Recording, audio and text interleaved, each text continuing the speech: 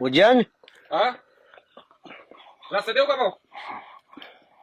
वत अरे ही संपू दे घ्या आधी रसा देऊ का पाहुणे खा घ्या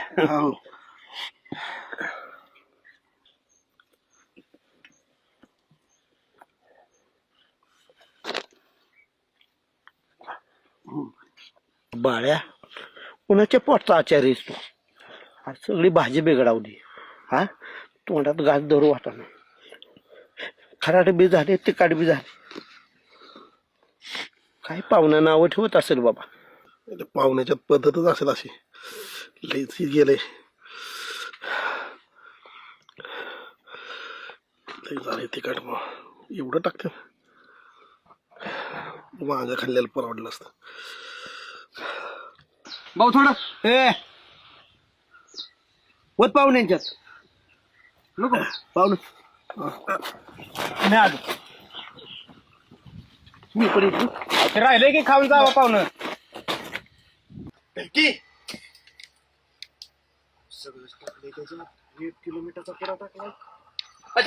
चटणीच्या 4 पुड्या सगळ्या एवढ्या कानवाला 1 किलो मीठ टाकलं उद्या. हा तुम्ही मला काहीच ठेवायचं नाही दिलं टाकून. अरे शिल्लक ठेवू नका म्हणजे त्याचं म्हणणं होतं मटण शिल्लक ठेवू नका घरी द्या चाल. अहो तुम्ही मला तुझी बायको मरल काय ठेवू नको म्हणल्यावर सर दिलं सगळं टाकून मी. मीठ सगळं हा चटणी सगळी सगळं. कांद्याची टाकायला स्वतः टाकायचा कांद्याची टरफल ते काय दिसते का वर आलेली दिसतात का ए मूर्खा कांद्याची टरफल टाकतात का तिथे कांद्याची टरफल बाहेर म्हणजे माझी बायको मरू दे का काढा तुमचं तुम्ही. वा वा वा वा वा म्हणजे मी टरफल काढतो माझी बायको मारू दे. मग माझी मरू दे का. लय वाईट का झालाय मोठा.